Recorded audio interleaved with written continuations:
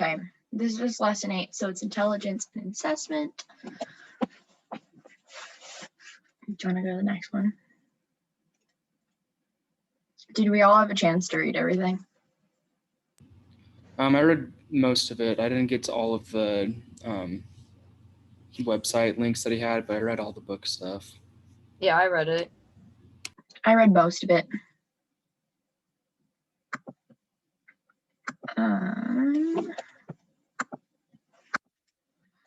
So the first question that we'll be looking for is discuss the characteristics you've identified, create a definition of intelligence, incorporating all of your group's ideas. It's on slide 4.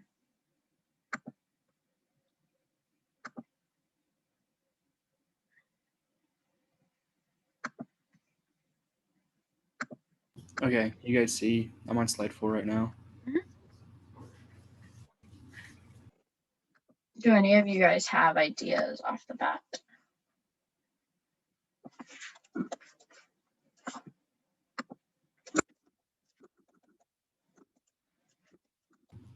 I would say one of my friends named Callan is one of the smartest people I know. He's just really good at problem solving, and he's pretty much like good at everything. So I don't know, I'd say he's good at problem solving, and he's willing to put in the effort to study, I guess. Yeah, that's what I was thinking. I just like this person from my high school automatically came to my head because she was just like good at every single subject, no matter what it was. But if I don't think it was natural, I think she put in the work to be able to do it, and she like understood directions and asked questions and stuff like that.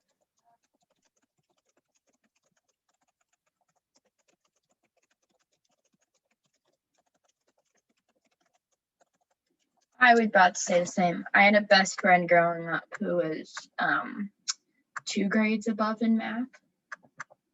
And she's just, to this day, she's just smart. Like everything just kind of came to her.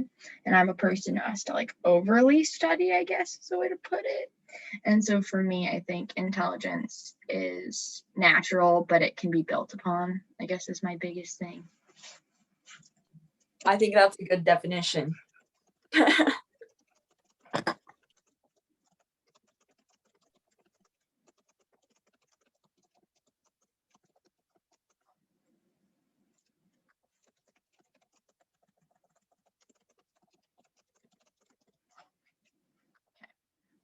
You can continue going. So next we have to discuss the similarities and differences between Tim and John in the presentation and post a paragraph summary.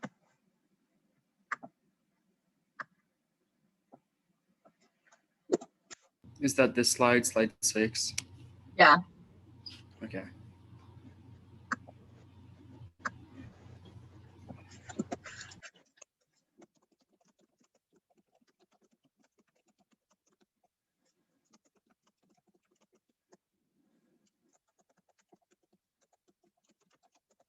So we just say what like our first impression of him is? Yeah. Well, I'd say that he looks kind of goofy. He looks like a nice guy, but kind of goofy. Yeah, I feel so bad judging on appearances, but like if someone were to ask me, do you think this is an intelligent person, I'd probably say no. It's the same thing. He gives me weirdly, okay, this is gonna sound so weird, but he gives me like Jim Carrey vibes, and I don't know why. Yeah. It's like the first thing that popped in my head.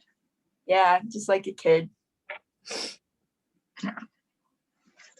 So we're gonna go ahead and say that we would not assume he was intelligent. I think that's the best way to put it. Okay. I think goofy was a good word for him. Do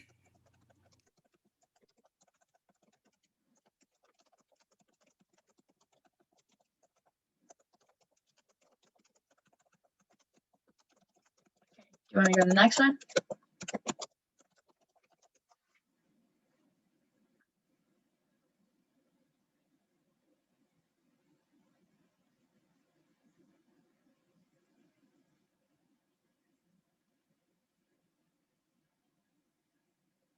Oh, well, now I feel bad.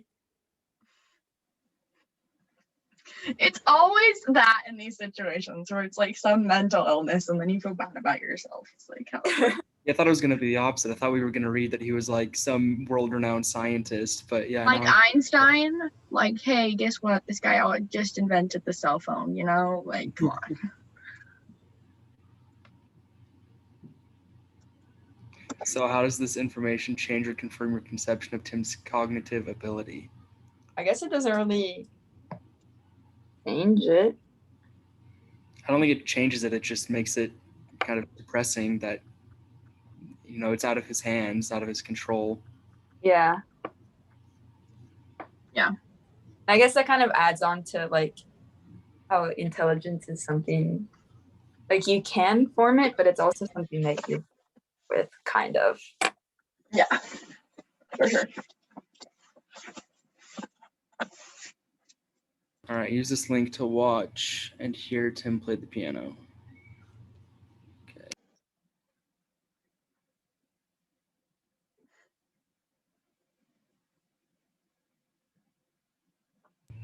Yeah, I'm trying to click the link, but it's not wanting to do it. Did you control click it or command click it? Okay. Still not. Or right click it, maybe?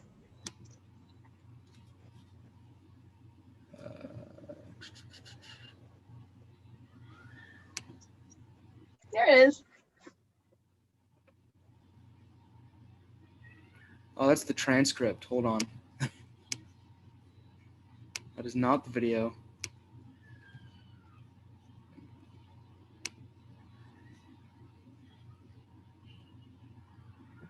It's weird to me that they have a transcript of someone playing the piano. Yeah.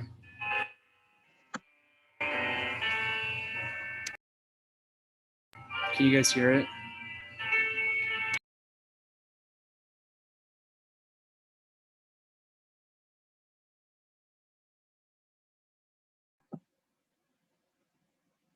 I can't hear it now. Yeah, I can hear it, but You can't hear it anymore? now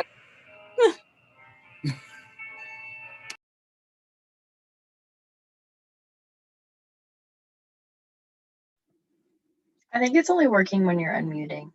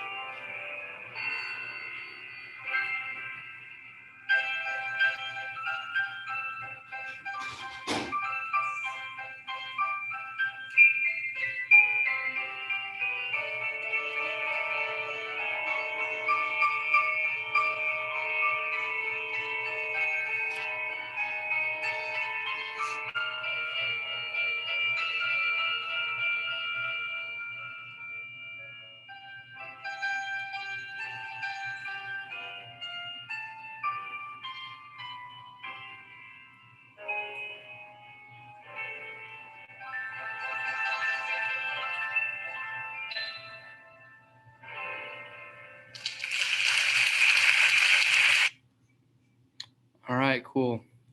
That's the same guy, right, Tim? yeah. I think it goes without saying that you can be bad at test taking and bad at school, but that doesn't mean that you're not smart. I think sometimes with our education systems, we get put into this bubble and you don't realize you're outside of the bubble until you get to choose what you get to learn. And so I think it's a lot with his story. in that Yeah, regard. I think it kind of goes along with the like multiple intelligence thing where like each person has some, but like his is obviously more musical and maybe like logic isn't his, but like that each person is intelligent in their own way and that there can't be like one definition of intelligence because people are intelligent in different ways. Yeah, I agree as well. I don't really have anything else to add on that.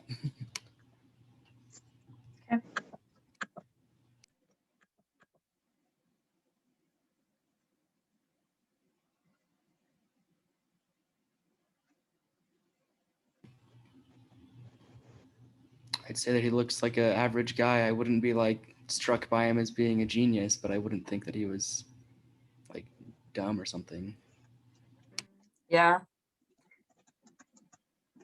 I agree. I would agree.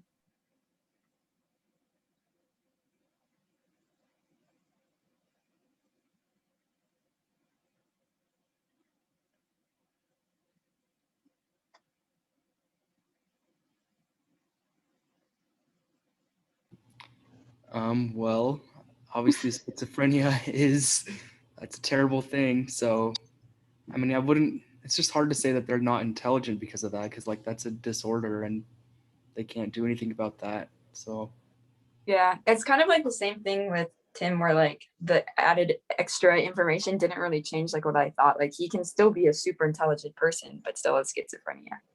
Mhm. So what do you guys think the similarities and differences between Tim and John are? I said that one thing similar is that they're both plagued with an illness, whether it's like came to them from birth, and that it's kind of been with them. Said that Tim looked a little more goofy by his look and looked a little bit more out there, rather than John looked more normal. It seemed to be that Tim was more intelligent with his art stuff, and John, we don't know if he was intelligent in another area. Yeah, and I guess also that you can't like judge someone's intelligence based on what they look like, and that just because someone does have an illness, it's for both of them, I guess, that you can't say whether they're intelligent or not because their illness affects them. have any of you guys seen the movie A Beautiful Mind? Mm-hmm. Yeah, it's about a schizophrenic guy who's like a genius at the same time. So I'm actually schizophrenic. Fun fact about me. It's a lot better now, but we figured out that it has stuff to do with like my brain function and ADHD. They sometimes tie hand in hand together. And so for me, as a lot of kid, I got put into a box. And so I think that's a fair thing to say, that you cannot say that they're intelligent based off of minds, because sometimes you get put onto the box of like, oh, they're like all the same, all of the mental disorders are the same, and that's not true. Some of the mental disorders cause different things than others, and there's different levels. And so I think it's important for us to remember that there's intelligence in like every aspect of a person.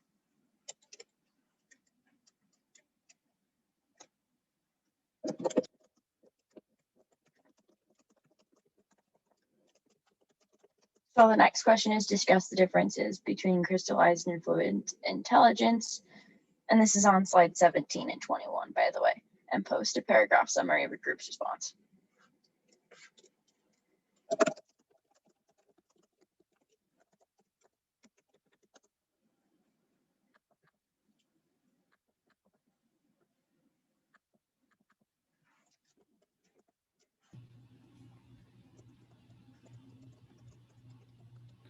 was there definitions of this in one of the readings, crystallized versus fluid? I think there might be definitions after this slide. Okay. That's 17 and 21. Okay. This slide 18, but it gives what fluid intelligence is. Okay. I say we just define maybe both of them in our paragraph and then get the differences afterwards. So summarize and define. Okay, so like fluid intelligence is being able to like kind of what it says at the end is like solving puzzles and problem solving, and it's like not based on past experiences, kind of like you can do a word search without having past experiences doing word searches, things like that. But yeah. I think crystallized intelligence is kind of different in the way that I think it does come from it comes from age and like Yeah, and it kind of says that it's based upon facts and rooted in our experiences. And so it's kind of like crystallized because like crystals grow. And so they just kind of like build off of each other and grow as time goes on, that you gain more crystallized intelligence. now what do you think are the biggest differences between them? I'd say the fluid is just more like you have a natural innate ability to problem solve, and then crystallized is obviously just you've had a lot of experience in a specific area, and that experience has allowed you to be able to be successful in whatever you're doing. Yeah. I said fluid is more natural and innate, and crystallized is more concrete and rooted.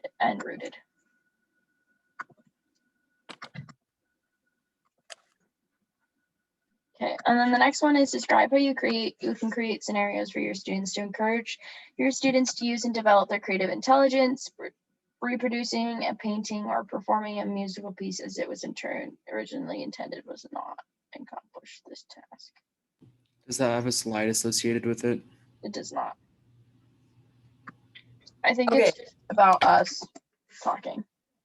Yeah, I think one thing that I thought of, so I'm taking a math class right now, but it's like a different math class where the teacher like gives you a problem and you have to try and figure out how to solve it on your own. Like he doesn't really give any instructions. You just kind of like play around with it and explore different things and try and figure it out. And it like uses a lot of creative intelligence because you have to think like, okay, what are the patterns that I'm seeing? Like, what's the rule? What am I doing? Like, can I generalize this? And so I think like that's a good activity to help students use their creative intelligence because they have to think outside the box and come up with their own ideas. So one of the classes we take is, I don't know if it's us, but one of the education classes that you take is a math class where they redo the number system and make you learn math in a different number system. So 1 is 5, 2 is 6, 3 is 7, 4 is 8. And one of my roommates is trying to describe it to me. And I think that's creative intelligence almost because it makes you relearn a number system and then use that. So I think you have to be creative, like you said, with like the different things. And so I think that's a good way that BYU Idaho has showed us how to do it because it's like, hey, let's take a new number system and make them learn it like they're in kindergarten. Yeah, I'm glad that I'm not having to take that class. So I'm history ed, so most of my major is just like writing and research over and over and over again. And I'd say that, you have to draw your own conclusions in your writing based on the research and form opinions that haven't been expressed by a different writer. So I'd say like every time you write a paper is a form of creative intelligence because you have to come up with your own ideas and summarization. Yeah. And I also feel like another thing is like something that I loved in my English class in high school is my teacher we'd like read a play or read a book or something. And she'd be like, okay, like do a project showing me that you understand it. And so instead of like saying, oh, like write an essay about this and blah, blah, blah, saying like, okay, like we read the book together. We talked about, the theme in the book, like, show me that you understand it. And I think that would be really creative too. I'm an English education minor. And last semester, my teacher had us create a children's book that taught an important lesson that we were going to read as teachers. And he had us create the plot, the dialogue, the characters, and it had to be like a series of books. So I had 4 books and they were each had to be like 50 pages. So I think that's a good example because you have to think outside the box and go, does this actually teach a lesson? So being an English minor, they kind of make us do it. I'm also a public speaking minor. And so you have to create speeches within 10 minutes of them giving you like your thing, and it has to be a 20-minute I think your internet might have cut out. You're frozen. I think it did. I can't even think.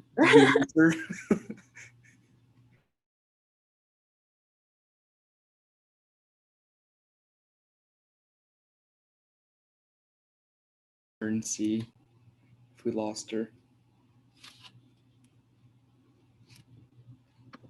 Can you see me? Okay, yeah, there we go. Yeah. I'm literally in my basement, so Okay. it's just crazy. I think creative activities are sometimes the best for kids because it makes their like brains flowing rather than just giving them the answer. Okay, now think about why these words become humorous only if the reader is familiar with the Danish fairy tale, The Emperor's New Clothes. I don't know why I just read that as The Emperor's New Groove, but I did. What is the implication of the title? Wait, sorry. Okay. I think this is part of the presentation too. Like it says something about it. I have never read The Emperor's New Clothes, so I have absolutely no idea. Yeah, I haven't either. At first, I thought you said Emperor's New Groove, and I was like, what? That's what I read it as. And I was like, that's about a llama. That's not correct. Is there a slide associated with that question or no? It doesn't say a number, so I'm unsure. But I think it does because it says like think about why these words, so it must be somewhere. How do you spell emperor? Okay, there's a slide. Oh.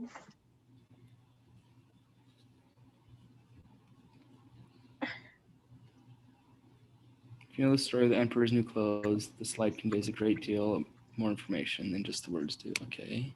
You guys knew that? Do you guys know the story, or should I look up the Sparks notes? I don't know the story. I'm gonna look up the Sparks notes. You should just say we don't know it. The emperor of a city is fond of clothes. Two imposter weavers enter his city and tell him they will create a suit for him that will be invisible to stupid people. What? The weavers only pretend to weave the suit and present the fake suit to everyone in the city. Everyone who looks upon the suit is troubled by what they cannot see. A child breaks everyone's delusion by showing out the emperor is not wearing anything at all. What? I don't know. It's what Wait, why is Wait, why what's is it the question? Hmm? What was the question again? This is confusing. Okay.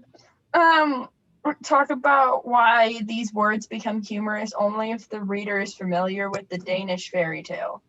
I get it. So there's supposed to be a sonnet there, but because it's the emperor's, it's invisible, so we can't see it. Okay. Oh, I got it. My English It's not funny major. anymore. Well, it's only funny because otherwise it doesn't make sense to anyone. It's just like the emperor's new sonnet, and you're like, okay.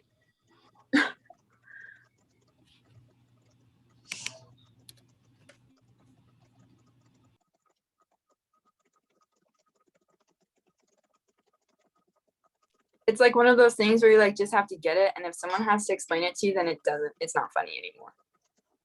Yeah. I don't understand why that came out of here. I don't know why that question seems a little random in my brain, but it does. So. Okay. Each team member shares the bias questions. Each team member tries to find the bias in another team member's question. Slide 73. Could be way down there.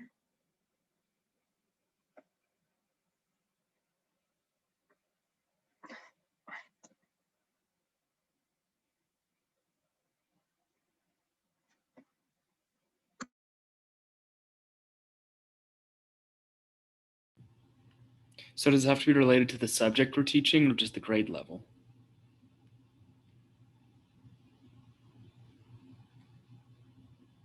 I think I don't know. I think it's just write questions and put a bias in one of them. Okay. I'm not sure what question to write, but okay.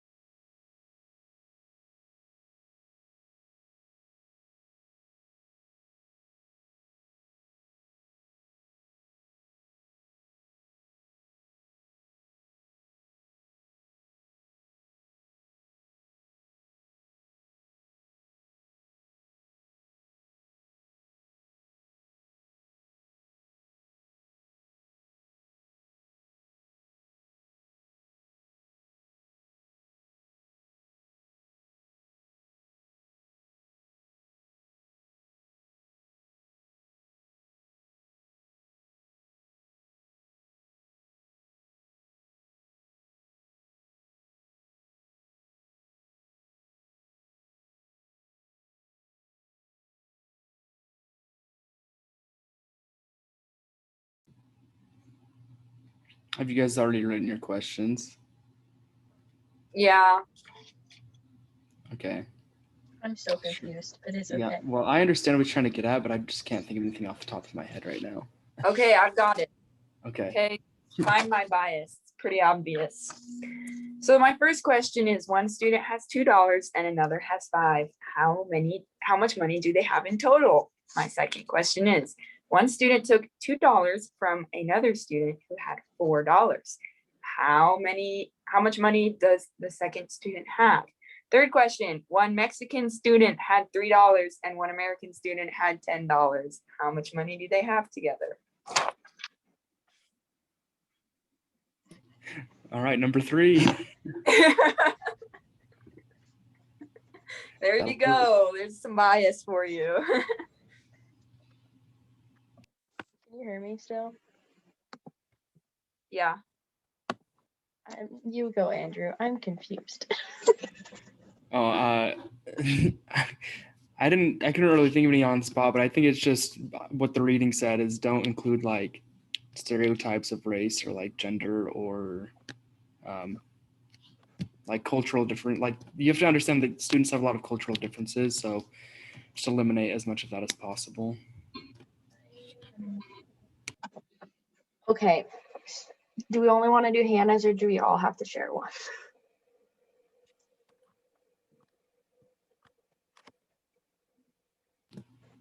I think we can move on. I don't If think we we have have to. I don't think we have to write them because it just says to share them and Yeah. guess. Mine was a Mormon joke. Yeah. Because it was the easiest option.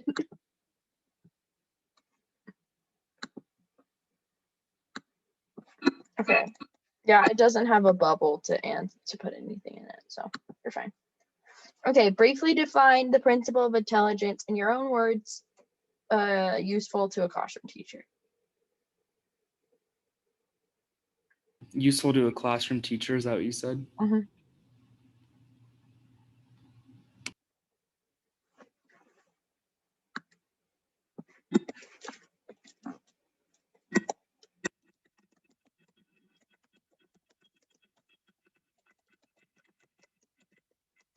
Is it something like we were talking about before that it's like you can be grown upon, and some of it's innate, but others you grow upon it? Is that the principle of intelligence? Yeah, I think that, and then like you could write that and also add on like that intelligence doesn't always look the same in each person. That each person has like their own kind of like form of intelligence. I would say like being, I don't know what a good word for it is. I guess like proficient at a certain area, like a given area, whether that be art or music or math or English, just being something that you're really good at doing and you understand it really well.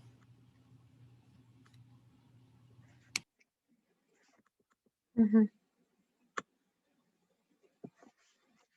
Okay, the next one is a high school student was taking a psychology class. One day he came home and said teasingly to his father, "I'm sorry, Dad, but I learned in school today that you were getting dumber every day. Our psychology teacher told us that after age 25, a person's intelligence goes down slowly but steadily. How could you use the Carroll theory of fluid and crystallized intelligence to correct his misconception?"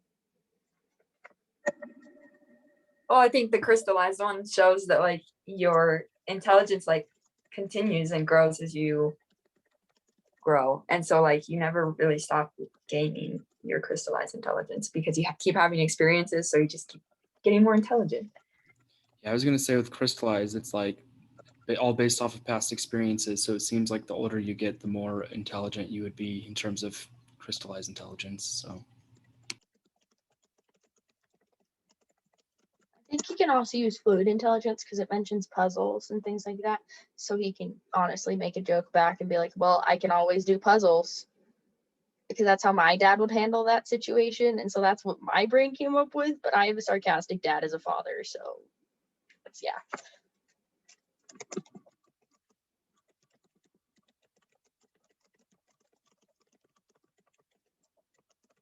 Okay, the next one is, how is it possible for a person to be an accomplished painter or musician and still score low in creative intelligence? I feel like it's kind of like we were talking about, because just because you're good at playing an instrument doesn't mean that you're good at being creative. Like if you were writing your own music and then performing it, then it would be creative. But if you're just playing music that's already been,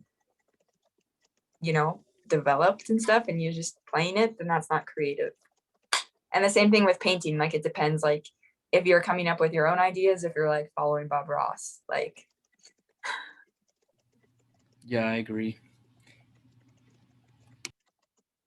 I took choir, and one of the posters on my choir teacher's wall, it says, don't tell me that you're creative if you're just going to sing along to the lyrics.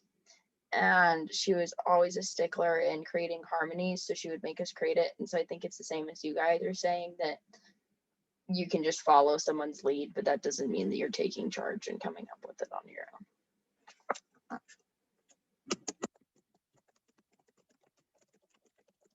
own. So then the next one is, give an example of a person using Sternberg's practical intelligence to successfully navigate a problem. Does anyone know what the practical intelligence is?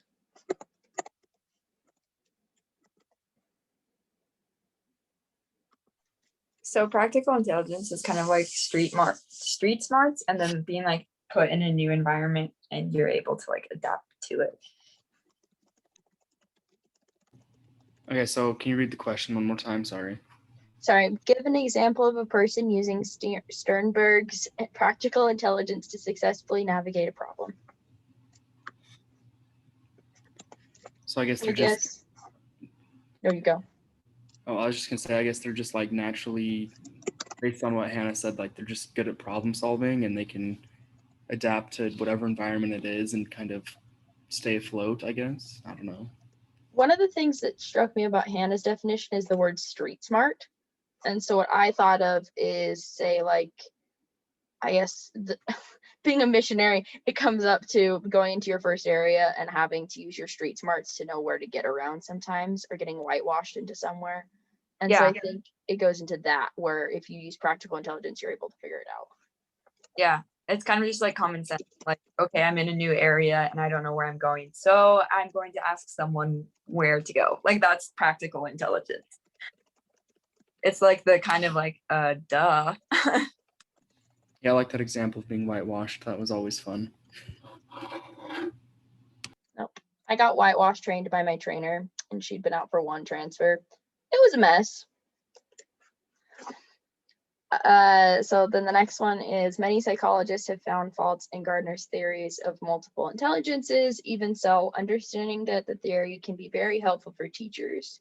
Combine the basic idea behind Gardner's theory with what you have learned about how the brain works and explain how using Gardner's theory would be helpful in the classroom.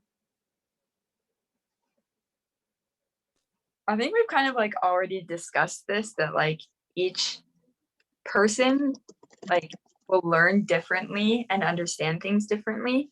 And so teachers need to be able to like work with different like forms of teaching to be able to like appeal to each form of intelligence. And then that also helps the brain like remember the information because they have more connections. Yeah, I like that. And then also, I guess on the more like fighting back against this idea, one of the readings mentioned that just because a student prefers a certain type of learning style or they have a certain type of intelligence, that doesn't mean you should put them in a box and only use that. That you should continue using other ways as well. So yeah, and like if they're one way, to like push the other way, like try and get them to think the opposite way. So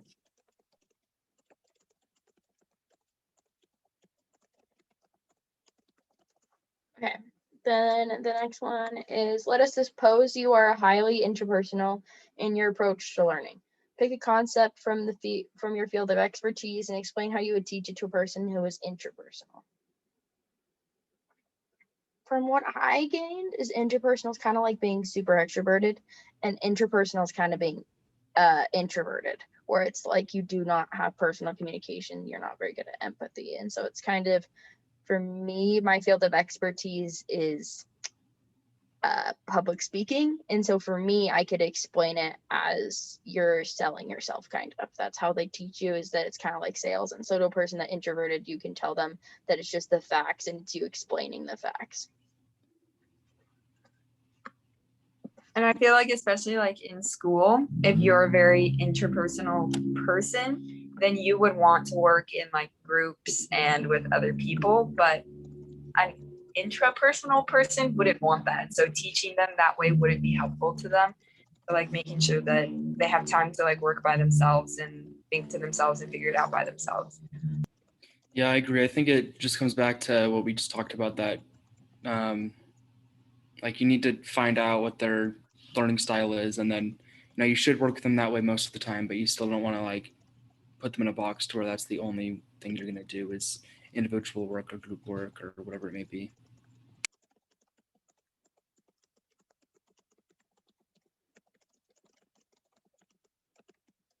Okay. And then the next one is briefly define social networks and give an example of how to use them to help the students in your class learn what you want them to know. Make sure you explain how your example is a true social network where every student can draw from the activity.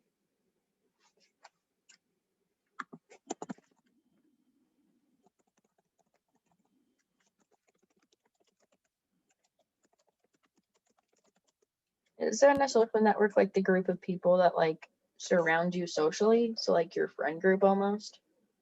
Yeah, like so it's like a group of people kind of together, and like each person has like their own like abilities, and so each person can like contribute their own unique perspective and things they do that helps others. And then what example for how to use them? I think for me, one of the examples is seating charts. You can kind of get people in their element with the people that they trust, but also get them someone that they don't know.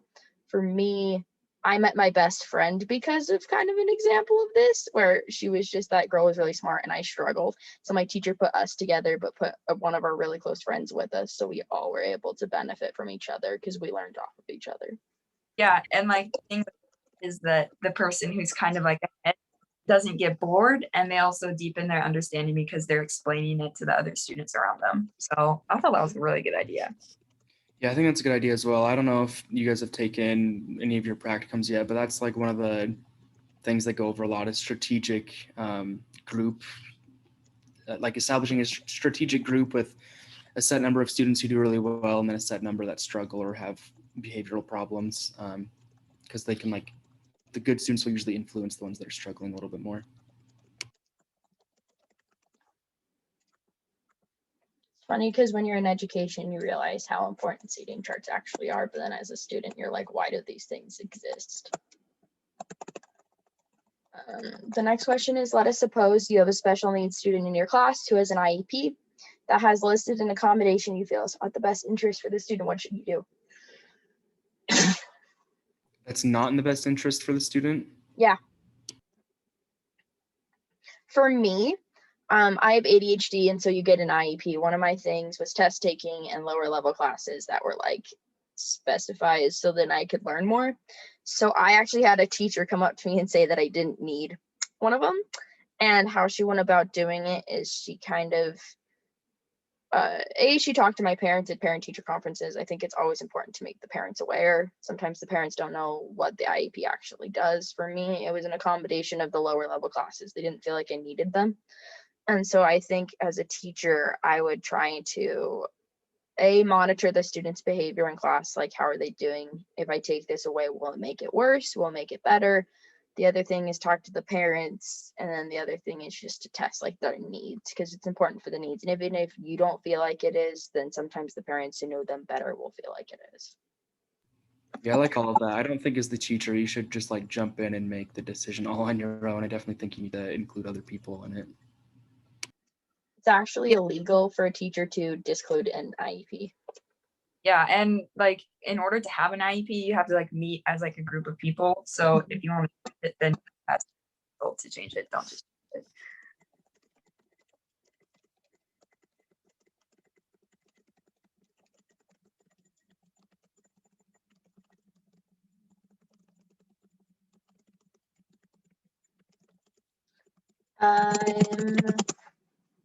Give an example of an environmental influence affecting a children's intelligence.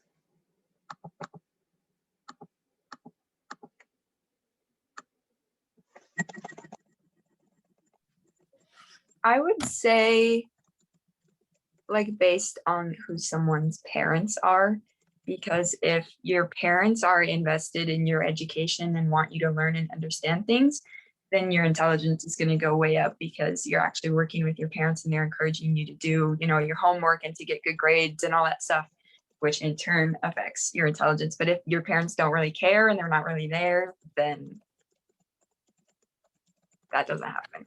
Yeah, I agree completely. I think the number one thing is whatever the home situation is like. Just reiterating everything you said. If the parents or guardians don't care, then likely the student is not going to perform as well. I think another one is actually friend group and bullying. How's the student doing socially? For me, I was bullied a lot as a kid, so it made me not care about school because I just wasn't a happy place for me. And so I think happy environments help of making sure it's like a safe haven for kids, rather it for be like this treacherous experience that they have to do every day.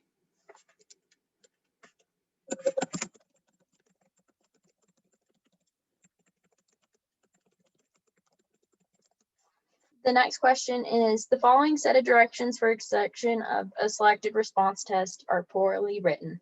Please tell which aspect of the test quality they violate, and then rewrite the instructions so that they are more appropriate. Please match the word on the, and then in parentheses it says, please match the word on the right, which is correct definition on the left.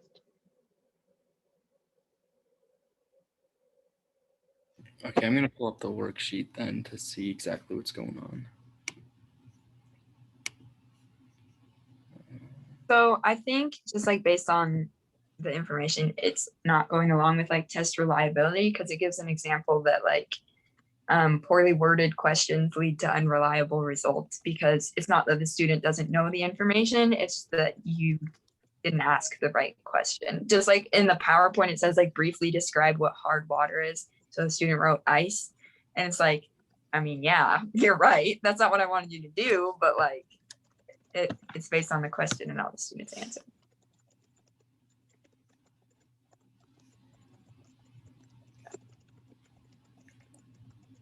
And also, if the definitions are poorly worded, I've had tests where some of them sound the exact same and could be underneath the same thing. So it's just about making sure that the student knows that there's like concrete words in there that have to be there in order for the definition to make sense. So how would you guys rewrite it?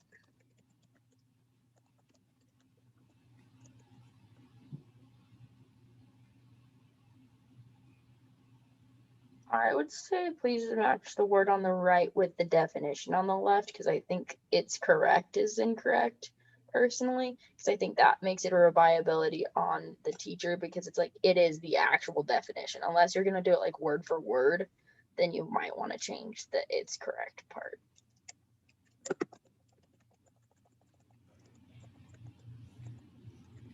So what would you say, just like with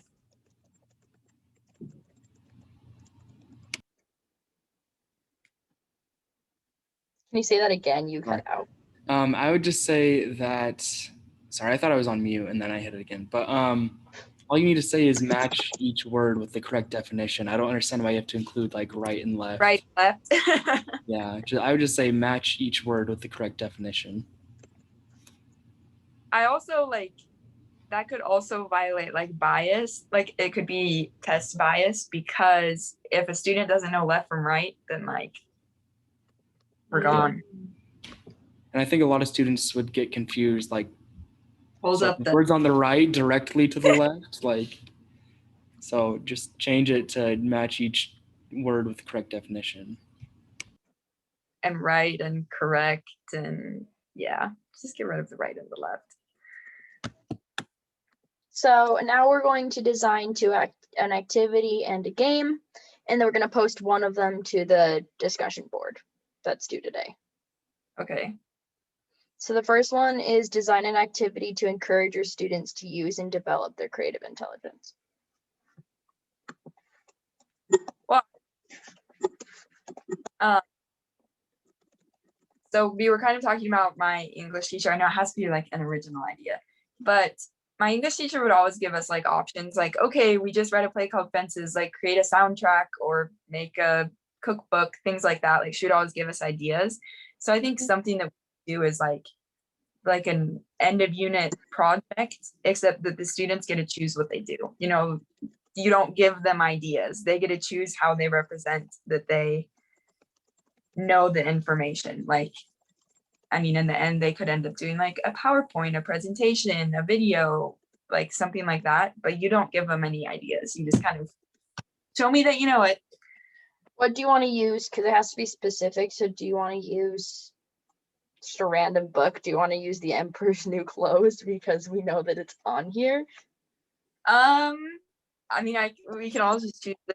There's a play called Fences. That's what I did one of my creative projects on. Has everyone read, like, we could do a book that everyone had to read in high school. Did everyone have to read To Kill a Mockingbird? Yes. Okay. I made a cookbook for that one. I made a song. I think we did like just a regular book report, and I think I just did a poster. So Yeah, my teacher was I loved my teacher. She was like, just go throughout the book, find all the times it mentions food, and make a cookbook. And I was like, all right. Mine was the theater teacher. So she said, make a play, a song, or a sonnet, or like a poem or something artistic, and do it. I made a song, and it was the story of it. And there's a YouTube video somewhere out there of it, and I will never find it again. I hope Nope, it's really embarrassing. It's just me and ukulele in like 10th grade, and it was great. okay, so what do we want the assignment specifically to be? I kind of like the idea of, I mean, give them a certain set of parameters of things they have to meet, but they can meet that within their own like presentation, whether it be a poster, a PowerPoint, or a song or whatever. I say we give like 2 options, like PowerPoint, poster, etc., and then say that they have to make it into something that they can physically present to the class in like a certain time limit. Because then it I gives think, them. yeah. And like it should be focused on something like the theme of the book or something like that they have to do it on that. So it's not just like, okay, how am I supposed to represent that I know what's going on in this book? But you could say like physically represent the theme of the book, you know? Based on the themes of the book, the students will. How long? 5 minutes is a great time. I said for an end of unit project, the student must represent that they have read the book To Kill a Mockingbird. The students will have to create a PowerPoint, poster, etc. based on the themes of the book that they have learned about. The students will have to present for 5 minutes in front of their class. You guys okay with that? I would say like PowerPoint, poster, or any other form that they can think of. So like it, because usually if you PowerPoint, poster, that's what the students will go for. But if you say like anything, I would maybe even put like PowerPoint, song, poem, things like that. I would say what you said earlier was a physical representation, and then maybe in parentheses give a few examples of what that Yeah. means. Because I feel like when you give ideas, you kind of limit creativity.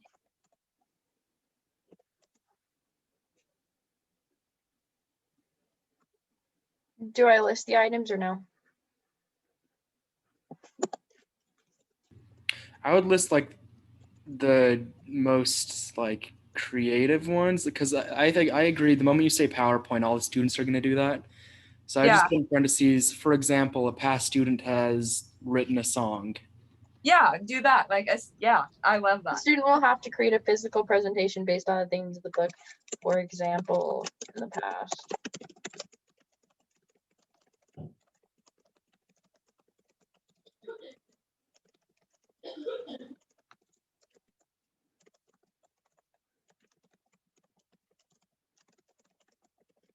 So it says, for an end of For the end of your project, the student must represent that they have read the book To Kill a Mockingbird. The students will have to create a physical presentation based on the themes of the book. For example, in the past, the student has written a song about the book and performed it for the class. Perfect.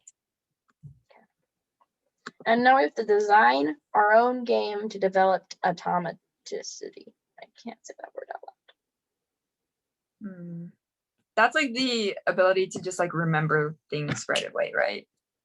I took Mandarin Chinese, so I think languages are a good one. 'Cause there's a game where you have to use an English word and you say it, and then they have to say the Spanish or like the whatever word back to you. And I think that's a good way of doing it. Or like spelling, doing like around the world in spelling where you yell at a word and then they have to spell it. Yeah, I kind of like the first one, but like because you don't really have time to think, like they just want you to do it right away, because that's how languages work, is that you don't have time really to like translate it word for word in your head. You just have to know what the word is. And so I like that idea. Yeah, I like that as well. Okay, so how would you start it? I would say like if it was a game that you would do it like, you know, the kids sit in a circle or whatever, and the teacher goes around to each student and they have like a certain time limit to answer, like 3 seconds or something like that. And if they don't do it, then they just move on to the next student. You could always do it where it's kind of like, you know, that game where if you get it wrong, you have to leave the circle. Yeah, and so it So just you could like not start with the teacher, but have a student be in the middle, do it to another student. If they get it wrong, then they switch places and have to go out. And then the student that's in the that's a middle good gets idea. it correct. Good Yeah, I idea. like that.